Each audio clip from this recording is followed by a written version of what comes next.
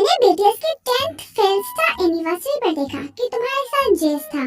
तो जेस को तुम्हारे साथ तुम्हारे म्यूजिक के ऊपर क्या इम्पैक्ट पड़ा उसका? मेरे लिए एक बहुत हिम्मत वाली बात थी। पहली बार जिंदगी में मैं जेस से मिला और मैंने उससे सैक्सोफोन सीखा।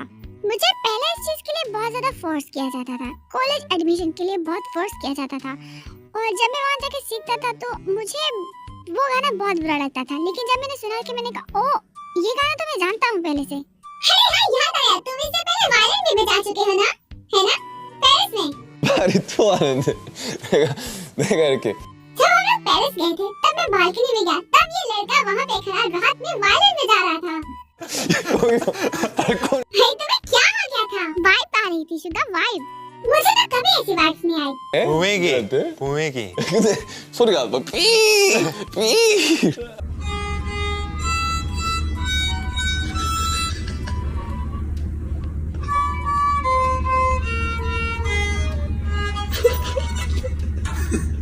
पर्सनली मैं कभी-कभी सोचता हूँ कि तुम वो जिसे म्यूजिक की बहुत समझ है, लेकिन हमारे BTS के दूसरे मेंबर पे किसी से कम नहीं है। सबको म्यूजिक की बहुत ज्यादा समझ है। जब हम BTS में पहली बार आए और हम ट्रेनिंग्स थे, इससे पहले हम लोगों ने कभी भी म्यूजिक नहीं बनाया था। हाँ, बस उन 3 रैपर लाइन को छोड़कर किसी ने भी नहीं। हमें सारे मेंबर्स हमेशा शुक्रिया अदा करते हैं कि आप लोगों की वजह से ही ऐसा माहौल बना कि हम म्यूजिक बना पा रहे हैं। बिल्कुल, ये कोई मजाक की बात नहीं है। तुम तीनों हम चारों को नीचे बिठा देते थे और कहते थे सुनो इस म्यूजिक को। नामजुन तो बकायदा रोता था कि आह सुनो इस म्यूजिक को सुनो। 요즘아. 야 가수들이야 음악을 안 들으면 어떡하냐 그래요. नामजुन कहा करता था कि कैसे कोई सिंगर म्यूजिक को नहीं सुन सकता। तो फिर नामजुनी और BTS के दूसरे मेंबर एक USB से म्यूजिक निकाला करते थे। हाँ, पहले हम लोग USB यूज किया करते थे। और समटाइम्स मैं कभी-कभी इतनी शर्म कर लिया करता था कि मैं इतना म्यूजिक सुनता था कि दुनिया में किसी ने नहीं सुना होगा। हाँ, तो बहुत म्यूजिक सुना करते थे। हाँ, और मैं हर रोज एक नया म्यूजिक सुना करता था। मैं तो हैरान रह गया था जब मैं तुम्हें देखता था कि तुम इतना म्यूजिक सुन रहे हो। काफी अर्सा गुजर गया है कि मैं इस तरह से दिन में ड्रिंक कर रहा हूँ। मुझे लगता है कि मेरा पहली बार है कि मैं ऐसा डे ड्रिंकिंग कर रहा हूँ। लेकिन जब मैं दिन को पीता हूँ तो मैं अच्छा महसूस करता हूँ। आज रात हमारे मेंबर्स डिनर पे मिलेंगे। काफी अर्सा हो गया है कि हम इस तरह से मिले हों। हाँ, और हमें जंकुक को भी मुबारकबाद देनी है ना इस काम की। हाँ, उसकी एल्बम हॉट 100 पर जो आई है। जब हम लोग यंग थे तब हमारी परफॉर्मेंस भी बहुत डिफरेंट हुआ करती थी। और जब हमारा क्रिसमस स्टार्ट हुआ 2016 में हवाई में हमारा ट्रिप था।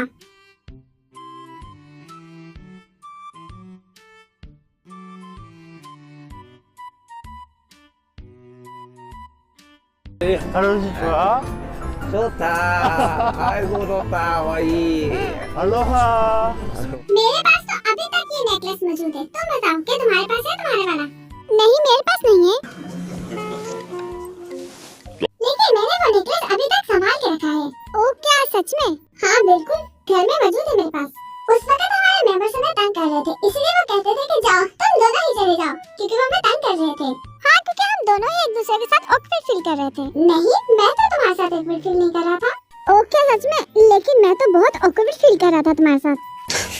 그때는 देखो, उस वक्त जब हम लोग छोटे थे, मैं टीम में सबसे बड़ा था जब तक सुखचैन नहीं आ गया था। इसीलिए उस वक्त तुम मेरे लिए एक ऐसे इंसान थे जिसे अप्रोच करना मेरे लिए बहुत मुश्किल था। तो जब हम लोग हवाई में गए तो मैं ये सोच रहा था कि ओह यार अब मुझे क्या करना चाहिए। वो इसलिए क्योंकि तुम उस वक्त बहुत ही अजीब सा एक्ट करते थे, इसी वजह से मैं तुम्हें बहुत डांटता था। तुमने मुझसे बहुत ज्यादा डांट खाई है। हाँ बिल्कुल, तुमने मुझे बहुत डांटा है, लेकिन आज मैं जो भी हूँ तुम्हारी डांट की वजह से हूँ। हाँ, तो तुम क्यों अपनी जिंदगी को पीछे पलट के देख रहे हो? अच्छा ये बताओ, जब वो 20 साल तक किम तान तुम्हारे सामने होगा तो तुम बताओ तुम उसे क्या कहोगे? 자. 너가 सबसे पहले तो मैं उसको लॉक कर दूंगा ताकि उसकी पर्सनैलिटी को चेंज कर सकूं। 왜 얘 성격 좀 바꾸려고. मैं उस वक्त बहुत ज्यादा अपडेट था। हाँ, लेकिन हमने तुम्हें बहुत ज्यादा टेम्पर करके रखा हुआ था ना, इसलिए। अपने ट्रेनिंग डेज में तुम बहुत ही पोटेंशियल थे, लेकिन तुम बिल्कुल भी सीरियस नहीं थे। दूसरे मेंबर्स बहुत परेशान होते थे कि ये ऐसा क्यों कर रहा है। हाँ, और वो ट्रेनिंग के दिनों में ही खत्म हो गई थी, जैसे ट्रेनिंग खत्म हुई और मैं उस ट्रेनिंग वाले बच्चे डी को समझाया करता था कि तुम ऐसा नहीं करना चाहिए। मैं कहता कि अगर तुम ऐसे ही हार्ड वर्क करते रहे तो तुम्हारे अच्छे दिन जरूर आएंगे। 열심히 해. अब तो तुम बहुत डर हो चुके, बहुत काम हो चुके हो। 아닙니다.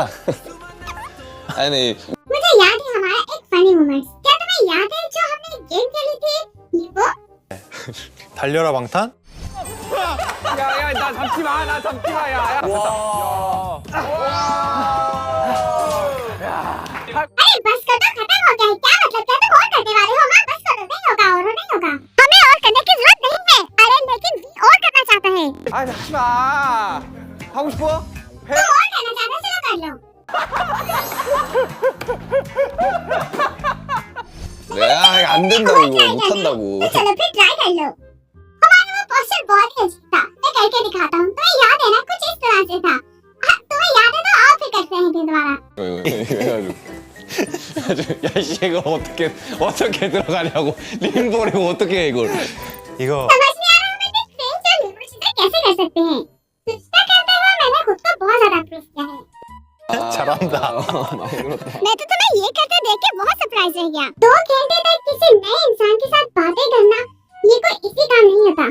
मुझे याद है कि जब हम लोग छोटे थे, तब अगर तुम कुछ करना चाहते थे और हम तुम्हें करने नहीं देते थे, तो तुम मुंह बना के बैठ जाते थे। तो इसलिए हम तुम्हें वो सब करने देते थे जो तुम करना चाहते थे। 시들어져. 근데 जब मुझे पता चला था कि तुम एल्बम रिलीज करने वाली हो, तो मैंने सोचा कि फाइनली ये बच्चा बड़ा हो गया, इसमें हिम्मत आ गई है।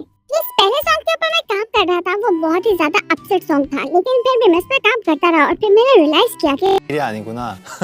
를 알게 되. तुम बहुत अच्छे हो। तुम एक ऐसे आइडल हो जो इसका बहुत सारे लोगों का ख्वाब है कि वो भी वैसे आइडल बने।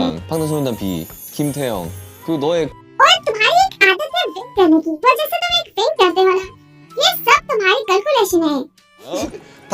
다 계산하고 들어오는 거잖아. 아이 계산 안 합니다. 저. मुझे लगता है कि ये सारा कुछ बहुत ही ज्यादा कूल लगता है और जैसे वो तुम कर रहे थे ना रिश्ता में फन, वैसा भी बहुत कूल लगता है। मुझे लगता है कि हमें एक साथ फन करना चाहिए। हाँ, तभी तो मुझे अपना वो बुसान का कॉन्सेप्ट बहुत पसंद है। मेरे पास कोई लफ्ज नहीं बोलने को।